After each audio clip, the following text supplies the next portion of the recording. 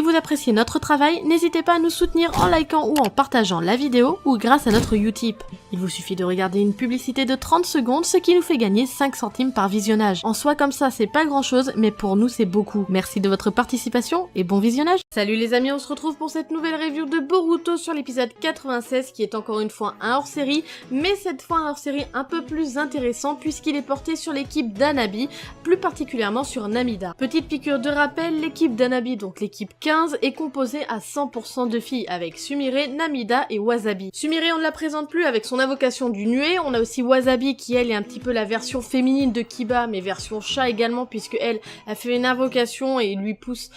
des oreilles de chat et une queue de chat. Et on a Namida qui elle a un pouvoir un petit peu assez spécial puisque on avait vu que son pouvoir c'était des pleurs insupportables qui mettaient en confusion ses ennemis et ses alliés car elle ne maîtrise pas du tout son pouvoir et donc forcément elle est mise de côté. On le voit dans cet épisode, c'est un petit peu la Sakura de l'époque qui était là pour protéger les personnes qu'il devait aider lors de leur mission et au final elle ne sert à rien parce que même en les protégeant elle n'y arrive pas. Exemple parfait, au début de cet épisode on voit donc Namida qui est en train d'être un petit peu la sécurité des personnes qui sont censées emmener d'un point à un autre, sauf que il va avoir un petit peu une faille dans la défense de ses alliés puisque un des ennemis va arriver vers elle et elle va être blessée et à partir de là elle ne va pas réussir à se contrôler et elle va se mettre à pleurer et elle va assommer ses ennemis et ses alliés. Et donc là on prend conscience un petit peu de la situation et de l'écart de niveau déjà entre Namida et ses coéquipiers et surtout entre cette équipe et les autres équipes également. Il n'y a aucune cohésion dans cette équipe, il n'y a pas d'esprit d'équipe puisque on sent bien que Wasabi et Sumire sont à un niveau égal toutes les deux, elles arrivent à travailler ensemble, à agir et à faire leur mission correctement ensemble. Hanabi d'ailleurs arrive très bien à gérer ces deux-là, sauf que Namida elle est clairement mise de côté, elle n'est pas du tout du niveau de ses deux camarades et on sent bien que c'est un gros problème dans cette équipe. C'est pour ça que s'il ne résout pas ce problème, cette équipe est vouée à sa perte. Une fois la mission terminée, une fois rentrée à Konoha, on voit un petit peu les effets secondaires de l'attaque de Namida puisque ses deux coéquipières et sa sensei ont des gros problèmes d'audition mais qui heureusement ne dureront pas sur la durée. Là tout ce qu'il y a c'est qu'elles entendent très peu, comme si elles avaient les oreilles bouchées tout simplement. Vous savez comme quand on gueule dans l'oreille quoi, en gros c'est ça. Et on voit que Namida, même si son attaque est très puissante et peut terrasser ses ennemis, elle est également très dangereuse pour ses équipes et à partir de là, après avoir une conversation avec Boruto, il me semble Mitsuki et Sarada, Namida va prendre la décision de ne plus pleurer et donc de ne plus se servir de cette technique même si c'était de base à son insu. Et on va apprendre que Namida a plus d'un tour dans son sac au final puisqu'elle arrive un petit peu à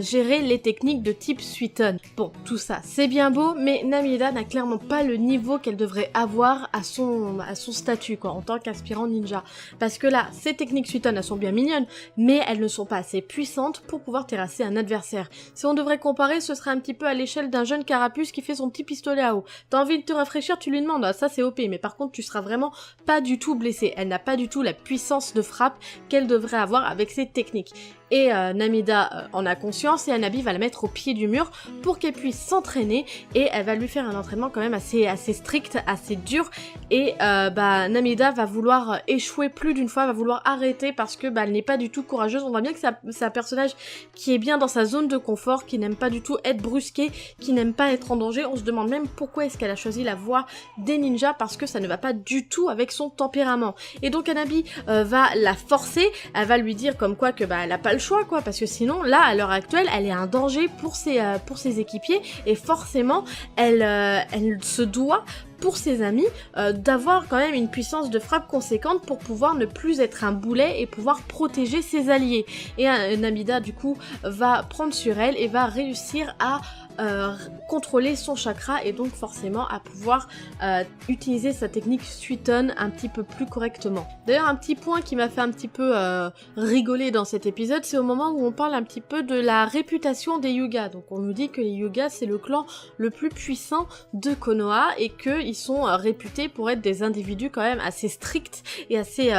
durs dans leurs entraînements quoi. Mais c'est bien quoi, c'est mignon. C'est mignon parce que c'est pas comme si le clan Hyuga il avait totalement été mis de côté dans l'histoire de Naruto, hein. Donc ça leur fait un petit peu redorer le blason disons, mais c'est bien de le dire, mais ce sera encore mieux de le voir. je pense, de le montrer, de faire quelque chose par rapport au clan Hyuga, parce que même encore maintenant, même avec l'époque de Boruto, même avec les films qu'il y a eu, avec les Otsutsuki, etc., les Hyuga, ils sont clairement pas assez mis en avant à l'échelle des, par exemple, des Uchiwa, par exemple, hein. Alors que normalement, c'est quand même censé être un clan important, surtout là, avec Boruto et Himawari, qui ont quand même des gènes de Hyuga, qui ont pour Himawari le Byakugan. Ce serait peut-être intéressant de creuser un petit peu plus l'histoire de ce clan qui est, ma foi, trop mis de côté comme moult personnages dans cette licence. Donc après une phase très express d'entraînement dans cet épisode, et d'ailleurs j'apprécie parce que moi personnellement, que ce soit dans n'importe quelle licence, dans n'importe quelle histoire, série, film ou tout ce que tu veux, quand on a un long moment d'entraînement pour les personnages, pour qu'ils arrivent à maîtriser leur technique, etc. Qu'est-ce que ça me saoule! Honnêtement, j'ai horreur de ça. Et ça, c'est dans n'importe quoi, hein, que ce soit Naruto, Berserk ou quoi que ce soit. Ça me saoule quand ils sont en train de s'entraîner. Franchement, c'est trop long. Donc là, honnêtement, j'étais contente que ça prenne que 2 secondes dans cet épisode, parce que, honnêtement, ça aurait pris la moitié, ça m'aurait saoulé. Honnêtement. Bref, donc Namida, c'est une nouvelle personne, elle arrive à maîtriser son chakra, elle se sent puissante, quoi. Donc ça y est, l'équipe est prête à reprendre une mission, et leur mission, ça va être d'accompagner des antiquaires qui vont d'un point A à un point B pour tout simplement livrer des rouleaux qui ont l'air d'être quand même assez importants. Et d'ailleurs, l'un des individus va dire qu'il y en a un qui est de la main du premier Hokage, donc d'Hashirama Senju, et qu'il est d'une valeur incroyable, quoi. Donc forcément, ils vont se faire attaquer par des bandits, sinon c'est pas drôle, parce que les bandits, ils sont toujours au courant de tout. Dans le monde des ninjas, ils savent quand est-ce qu'il va y avoir cette petite livraison d'objets de valeur, et donc forcément ils vont attaquer, et Namida va essayer sa technique Suiton, sauf que mince, face à elle, il y a que des ninjas qui maîtrisent le Suiton, et comme nous le dit Wasabi, l'eau contre l'eau, ça fait rien. Donc directement Namida est relayée, encore une fois au second plan, pour protéger les personnes qui les ont missionnés, quoi. Et donc on voit bien qu'ils sont en difficulté, que Wasabi et Sumire n'y arrivent pas, et les bandits vont réussir à voler la cargaison de leur mission. Donc Hanabi va les poursuivre, et d'ailleurs Sumire va invoquer le nuée, et d'ailleurs j'ai apprécié parce que on voit tout au long de l'épisode que le nuée a sa petite forme toute mignonne, mais on voit qu'il change de forme et qu'il est plus proche de celle d'un fauve, disons-le très rapidement, et j'ai apprécié qu'on puisse voir qu'il ait plusieurs formes différentes. J'ai un peu eu l'impression de voir un Pokémon, c'était rigolo, mais bref, j'ai vraiment apprécié cette seconde forme qui était très intéressante, et ça me donnerait presque envie de revoir des épisodes sur Sumire et le nuée, même si on en a vraiment bouffé énormément au début de la série Boruto. Bref, donc Hanabi et le nuée partent, donc la grosse force de frappe de l'équipe s'en va poursuivre un leurre, puisque les bandits étaient toujours aux alentours de nos jeunes ninjas et de notre cargaison, et avant qu'ils apparaissent, on voit le patron des antiquaires, disons-le comme ça, qui va dire, ce con, qu'il avait caché la pièce la plus importante sur lui, donc le rouleau d'Hashirama Senju. Et là les bandits apparaissent, et pas du tout qu'on a bien fait de rester, hein, comme c'est rigolo. Et donc là on va être un petit peu dans une phase critique, puisque Sumire et Wasabi ne vont pas du tout réussir, et puis là Namida va réussir à contrôler ses pleurs et à faire une attaque surpuissante. Et là honnêtement je pense qu'on a tous été un petit peu les yeux écarquillés, tout ça, vu la force de frappe, parce que son attaque était très très puissante. Donc là à ce moment-là, quand on observe cette attaque, on se dit ah ouais, Namida, faudrait peut-être un petit peu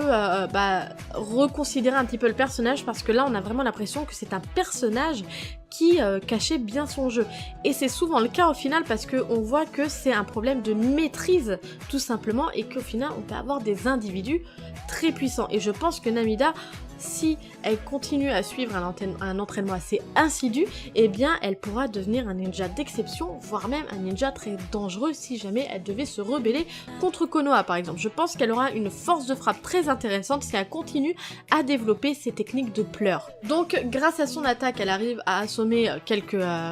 c'était le chef d'ailleurs, des bandits qui s'étaient enfuis entre temps, et donc elle avait réussi à l'assommer. Donc elle a eu, en plus d'avoir une force de frappe, elle avait en plus une attaque à distance. Donc là on voit quand même toute la force du personnage, et ensuite donc eh bien il a le reste de la bande des bandits qui veulent s'enfuir, et donc eh bien Wasabi dit à Namida de refaire son attaque pour pouvoir les arrêter. Et là, manque de peau, eh bien Namida va échouer son attaque et va assommer toutes les personnes qui l'entourent. Anabi et le Nuée vont revenir vu qu'ils auront entendu son cri, et on comprend ensuite pourquoi est-ce qu'elle a raté son attaque cette fois-là. Ce n'est pas parce que c'est un coup de chance la précédente, c'est tout simplement parce qu'elle a utilisé trop de chakras. Et donc forcément elle était à bout de force. Donc là on peut avoir un petit peu quelques questionnements. Est-ce que par hasard cette technique de pleurs, une fois maîtrisée, utilise un peu trop de chakras et que donc elle, si elle a une petite réserve,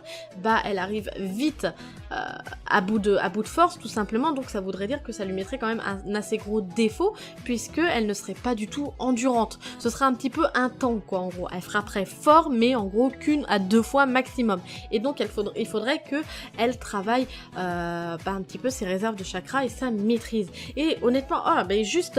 à en parler, moi ça m'enthousiasme parce que Namida c'était vraiment un personnage que,